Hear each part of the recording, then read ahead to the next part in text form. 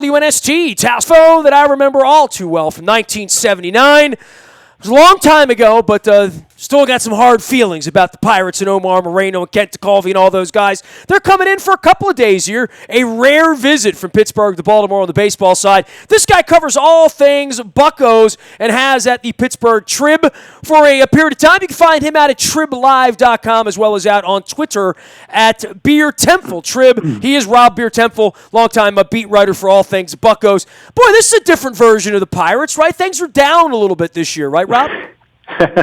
Well, it's in a lot of ways it's the same version as we've seen in the past. They're just missing a few key pieces. Starting Marte's been out since April.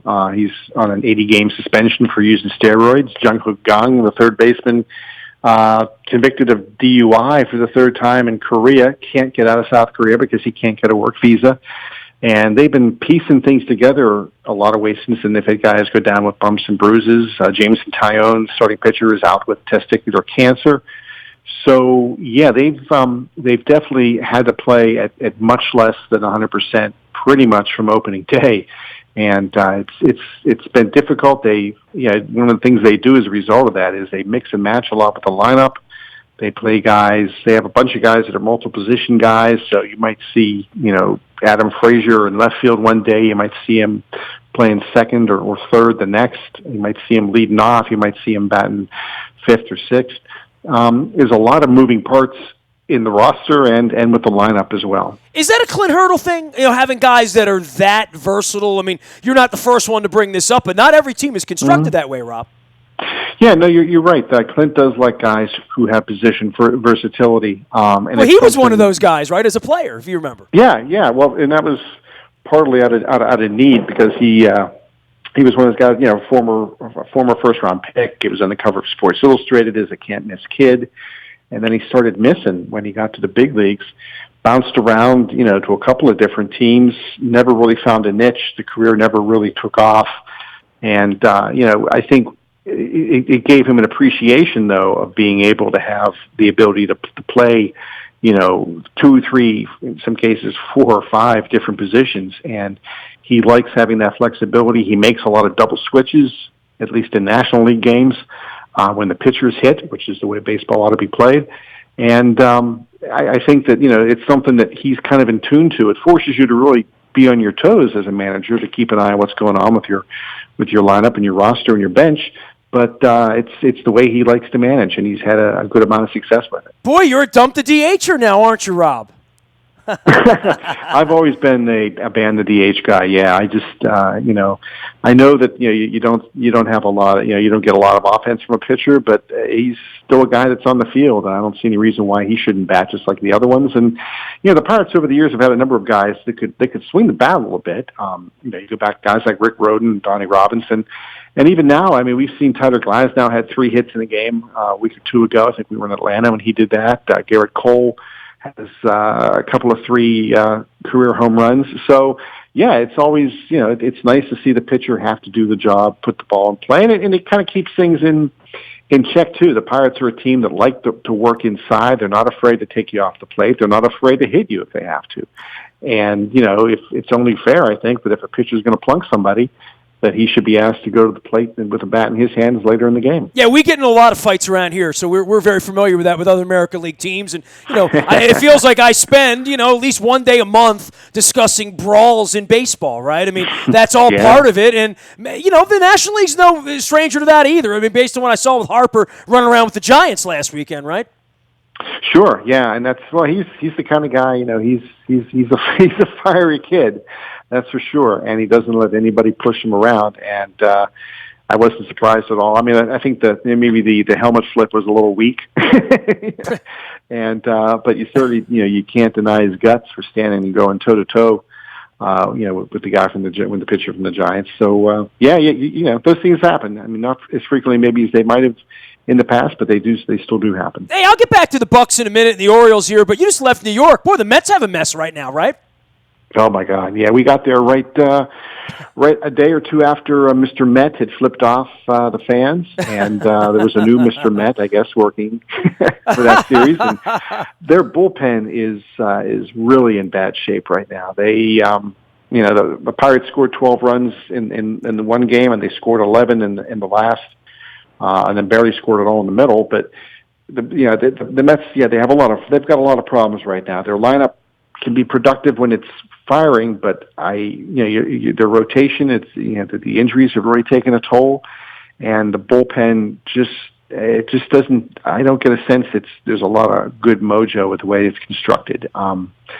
Don't like the pieces they have there. It seems like they don't work well together, and that's one area where they could use a big overhaul. Rob, I took a lot of time covering the NFL, and, Mike Tomlin's a buddy of mine. I was up there for hockey, and I know your town's alive with the hockey fever thing going on this week for the Stanley Cup, and I'm in my broken-hearted Capitals jersey here. But we talk so much about character in football, right? Like when a guy hits his girlfriend, or he has a gun, or he does something stupid, or he gets a DUI, or whatever stupid thing that can happen to a football player. And you guys are familiar with the Weed and the Martavis Bryants, and we're familiar with the Ray Rices and the Ray Lewises and all the things that happen.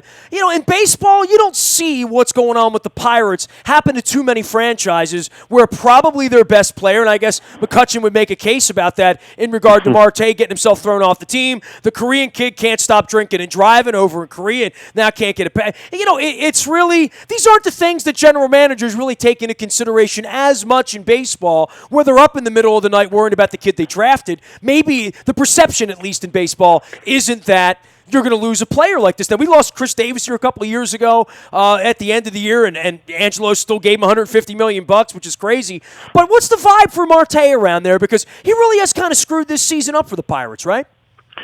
Well, I would think that publicly the players and management and the people in the front office are all saying the right things. They support the guy. He made a mistake, and he's willing to own up to it, and he's going to get a second chance. We'll see. I would think the reaction he gets from the fans in Pittsburgh when he comes back is going to be what we've seen pretty much in every other city when a disgraced player, returns from a suspension or something like that. If he produces, people stand up and cheer. If he doesn't, they'll sit down and boo, or stand up and boo. Right. And it's just like every other sport, a very much a "what have you done for me lately" situation. And right now, having Marte out of the lineup took out the guy who probably should be batting third or fourth for them, a guy who can rack up 40 steals, a guy who has some power, a guy who has an arm in center field that won a Gold Glove the past 2 years in left field. So you take that out of the equation, and the speed, the power, the defense, it's definitely a crippling blow. And fortunately for the Pirates, the National League Central is so awful this year that they're only a handful of games out of first place. Everybody kind of waiting for the Cubs to catch fire, and it just hasn't happened yet. So, Marte comes back probably the middle of July, sometime right, maybe a week or so after the All-Star break. Gong, there's really no telling what's going to happen with that situation. We may have seen his last game in black and gold already come and go. But when Marte gets back, we'll see what kind of player he is after sitting out half the season. He can go to minor league rehab, but it's still not the same as playing in the big leagues. It's going to take him a while to get his feet under him again. So will it be enough for the Pirates to hang in the race and maybe make something happen? Hard to say at this point because the rest of the division is not playing up to expectations either. He is Rob Biertemfel. He covers all things Buccos, and the Pirates are in town for just a couple of quick games here in the middle of the week. You can follow him out on the web at triblive.com from the Pittsburgh Tribune, as well as at Biertemfel Trib. That's BIERTEMPFELTIRB. And I bet that was a handful for you to spell out for the school teachers back in elementary school, right, Rob? Yes, it was. I feel sorry for my kids for the same reason. But hey, tough and job. Hey, well, for you covering this team, you come in here and maybe you were unaware that Manny Machado is hitting .220. I certainly wasn't fully aware that McCutchen had taken yet another step back from where he was last year. I think we're used to McCutchen being the best player on that team, and I think of him when I think of the Pirates in the modern era and all the success they've had. I think of him. What's happened there with him? Well, it's hard to say. I think there's a number of different factors that came into play. The most obvious and the most glaring this year, you look at the bat speed, that's down. Pitchers aren't afraid to challenge him anymore with fastballs, even up in the middle of the zone. They're coming at him more often. Early in the season, they were attacking him with sliders, and he was having a lot of trouble handling the breaking ball. They were coming at him with sliders, getting a lot of strikeouts. He's kind of adapted to that, and now they're counterpunching by coming at him with more fastballs. And his average has crept up a little bit. It hit, I believe, it hit 200 back a couple of weeks ago when we were in Atlanta, and he was benched for back-to-back games. Since then, he's brought it up closer to 230, but still work to be done. Hit a 3-run home run in our last game in New York. You could argue it's one of those meaningless home runs. It made it, instead of 8-1, it made it 11-1. So yay. But I think some of that, the physical part of it, just the fact that he's hit 30 and the skills are eroding, and some of it's the mental part of it, where he's put a lot of pressure on himself. He at times has admitted he felt he had to carry the team, and sometimes still feels that way. And maybe that isn't always the right way to handle the pressures and stresses of the game. When you just add to that, he just hasn't responded. And you combine that with just a handful of smaller but nagging injuries, thumb, knee, ribs, all those things rolled into one, and you get a guy who's gone from MVP to a 230 hitter in the span of 4 seasons. Do you expect that to change? I mean, do you see something there, a light at the end that would turn him back into the kind of player he was 3 years ago? Well, I think he certainly has the attitude to turn around. He has the desire to do it. He's as good a dude as there is, right? I mean, yeah. Oh, yeah, definitely. It's just a question of where his physical skills are at. I talk to scouts, and they tell me that they don't see the same foot speed in the outfield. They don't see the same first step on breaking on balls that are hit to them. They don't see the ability to catch up to the high velo guy, especially, you see these, back end relievers, teams bring 2, 3, 4 guys at you that, will flirt with triple digits on the gun. He just maybe doesn't have the ability to catch up to that the way he used to. He's cheating on a lot of pitches. You start to see him pull the trigger just a bit early. He pulls the ball a lot more now because of that. He hits a lot more ground balls because of that. And, the skills have declined. You expect them to decline, but, it's an outlier if he really has declined as much as the numbers are indicating he has. Rob, for you with this quick little turn here through Baltimore and the weirdness, and you guys have to have a DH, and I know that really annoys you, but seeing the pitchers, I mean, Nova and Cool will be the guys that the Orioles get to see. I know Glasnow has a high ceiling, but it certainly hasn't been a good start to the season for him or for Cool. Nova has been the bright, shining star there, though, right? Kind of maybe like Wade Miley, who's been around here. Yeah, Nova, you got to like what he's done. I mean, when the Pirates acquired him last year at the deadline, it was a little bit of a head scratcher. I mean, some of it was that they wanted to get rid of Liriano's salary and readjust their rotation, readjust their payroll scheme. And they did that, and then Nova went out and exceeded everyone's expectations, I think, in a lot of different ways. I think the biggest thing for him is he just feels comfortable here. I think it was, he's one of those guys who the change of venue really did pay off for him, and he enjoys working. He knew Francisco Cervelli, the catcher, from when they played together in New York. Chris Stewart, the backup catcher, they played together in New York for a bit. So he was comfortable with those guys coming in. He likes working with Ray Search. And he's changed his pitching style now, where he doesn't nibble on the edges of the zone. He just and he doesn't necessarily look for the strikeout. He's just going to come right at you. If he's gotten through, especially these past couple of games. We've seen innings of 6 pitches, 7 pitches, 9 pitches.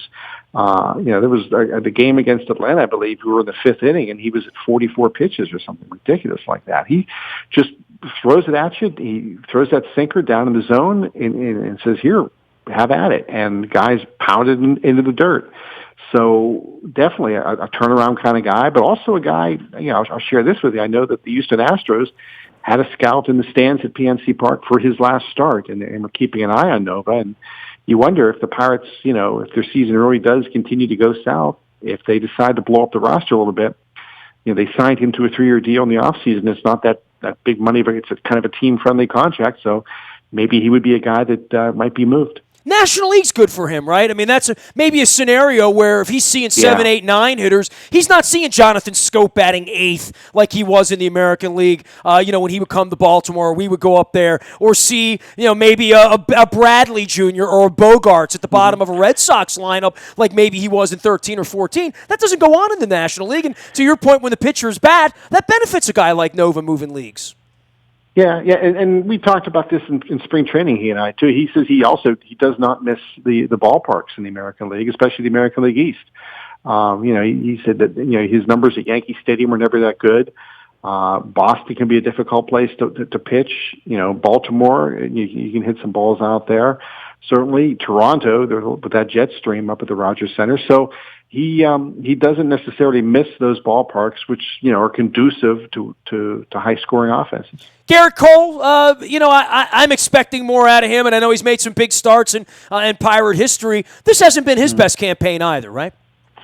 No, and you wonder. I mean, his last 3 starts, the long ball has been the thing. I mean, the Mets hit 3 home runs in Garrett's last start. They hit 3 home runs off of him in the start before that. I think he's given up 15 already this season, which eclipses his career high by 4, and we're not even, into the middle of June yet. So he's had trouble, for whatever reason, keeping the ball in the park. And after all the health problems he had last year, he checked out well in the offseason, came into spring training ready to go, so you would think he's healthy. Unless he's covered. Just the thing with him, it might be, one thing you maybe keep an eye on is whether it's a little bit of just a dead arm kind of situation, because his fastball really seems to have no life. There's no movement on it. And when it's coming in flat and straight, and guys are whacking it. So, that's for him right now. The biggest thing he needs to do is get his stuff back, to get his groove back with the fastball. If he cannot do that, it's going to be a long season for him. He is Rob Biertempfel. He covers all things Buccos and the Pirates in town here for a couple of quick games. You can follow his journey out at triblive.com as well as at Biertempfel Trib. That's BIERTEMPFEL, wherever Pirates baseball is served.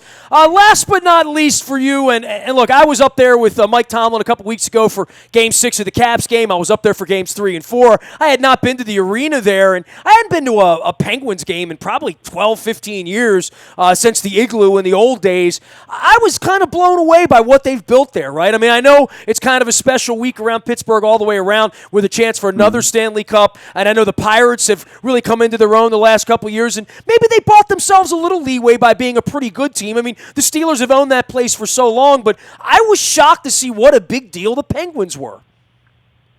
Oh, well, it's kind of funny in a way, because they had those great teams, in the early 90s, won a couple of Stanley Cups, and then the franchise, it's well documented that the financial problems that they ran into, the mismanagement, the fact that they almost were at a point where they couldn't print the paychecks for the players, and then you draft Crosby, and you draft Malkin, Marc-Andre Fleury, part of that group that came in, and things start to turn around. And I remember not too long ago, you were right, you couldn't give away, it seemed, to take it to the Penguins game, but now it's always been, I think, a good hockey town. The Penguins and the Pittsburgh Hornets before that.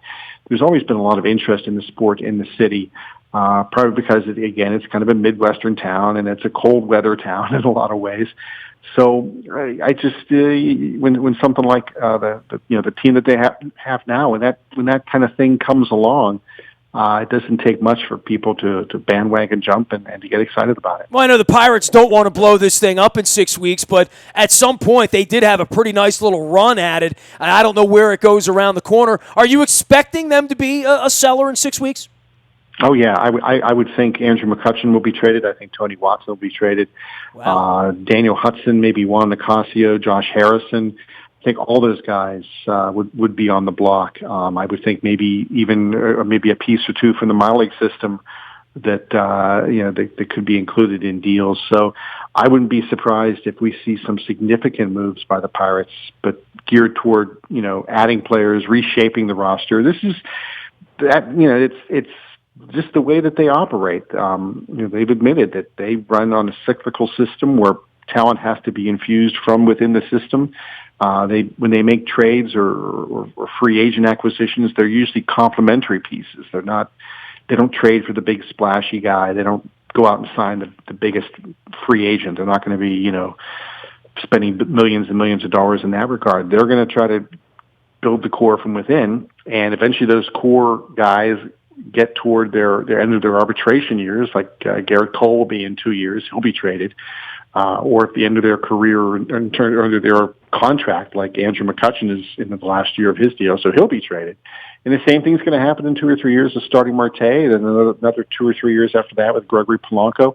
That's just the way that the owner has set it up, and the way that management is running the franchise. So, Pirates fans I don't want to say they're used to it, but they've kind of grown accustomed to it and figured that, just kind of shrug and say that's the way the Pirates operate. We hear that about Tampa all the time, and with Machado coming up at the end of next year and all this money that Angelos has pilfered from the Masson deal, he certainly has the money to do it. In the case of the Pirates, though, only a couple games back right now. Everybody expect the Cubs to go run away and hide. That hasn't happened yet, Rob. Yeah, you keep waiting for that breakout moment, and certainly the Cubs, when you look at them, they're the kind of team that can go 20-6 or something, and really have that breakout moment. But there's been a couple pieces of their lineup that just haven't clicked. Schwarber hasn't gotten the job done, which was a little bit of a surprise. And their rotation, I think you'll see a lot of retooling there next winter and beyond, when a lot of bigger free agents hit the market. I think that that they really that's probably their weakness in some ways right now. Is Arrieta isn't the same guy that he was years ago, and Lackey and Lester aren't the same. So they need to do some regrouping there for sure. Whether that means players who haven't gotten it done stepping up, or maybe they will be active at the deadline and get some new blood in there. You said Arrieta's not what he used to be. We're in Baltimore, Rob. He's exactly what he used to be right now. That's true. I forgot about that. Hey, man, welcome to Baltimore. Don't eat any tourist crab cakes around here. We don't have any of those strange sandwiches with the French fries and the coleslaw on, but you can get those when you get home, and hope you enjoy your little stay here. I still have great angst about Stargell, and every time I see Blyleven and Grant Jackson and all those guys. Baltimore people don't like Pittsburgh in general, but certainly the Pirates. We don't get together often enough here to have that disdain, but I'm an old fart, dude. I remember 79. Broke my heart, man.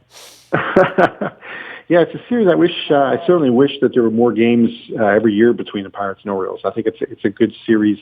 There's always a lot of Yinzus when we come down here to Baltimore, and vice versa. There's not a very far drive. There's always a lot of folks from Maryland to come up to PNC Park. So it's a shame that it's only once every 3 or 4 years that these teams get together. I've already spent 5 days in Pittsburgh just this spring. You can spend a couple days this summer down here. We'll treat you right down here. This Baltimore-Pittsburgh thing. If we didn't hate you, we wouldn't have anybody to hate. So we got to have some fun with this. But we're definitely rooting for the Nashville Predators around here. I assure you of that. Hey, Rob, enjoy the stay, man. I appreciate you taking a little time coming on, man.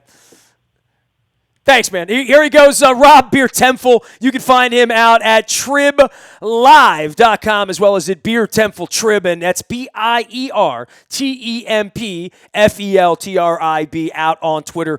He's got tens of thousands of followers out there at Trib Live watching every word he writes about the Bucks, and, of course, the Pirates and the Orioles. Then on to Washington for a quick makeup game on Thursday. Then to the Bronx this weekend, where the New York media will surround Manny Machado and ask him how he's hitting .220 and how it's going to feel when he becomes a Yankee and cashes in that check next year. You can find me out in the Bayou Toyota Audio Vault 24 hours a day from anywhere in the world on your mobile device by downloading the TuneIn radio app. We do come in crystal clear from everywhere in the world, including our morning newspaper that comes to you at 7 a.m. each and every morning. It gets delivered digitally to your email inbox. Box score, standings, news, highlights, headlines, video, all that there for you in the WNST morning newspaper. It's all powered up by Planet Fitness and planetfitness.com. You can find me anytime, anywhere out on the internet, Facebook, Twitter, LinkedIn, Snapchat, Instagram, streaming live on our Facebook as well as our YouTube WNSTV channel. I am releasing, finally, The rest of the Peter Principles. Started that book about 4 years ago. My wife got cancer 3.5 years ago. I put it down, 14 chapters in. I have released 5 chapters so far out on the internet. I'm going to go back and pick up another 20 chapters there for this summer. I've been editing it down. It will begin to be released this weekend. You can find it out at WNST.net. Last but never least, any breaking news, and there's always plenty of it with the Ravens. Had the injuries last week, the signings this week, the action, the reaction, the Orioles' ups and downs. All of it brought to you by Coons Ford of Security Boulevard. And, of course, Dennis Kolatzos will be here on Thursday driving you home and getting you ready for the weekend with the SSV on WNST. I am Nestor. We are WNST.net, AM 1570, and WNST Towson, Baltimore, and we never stop talking Baltimore sports.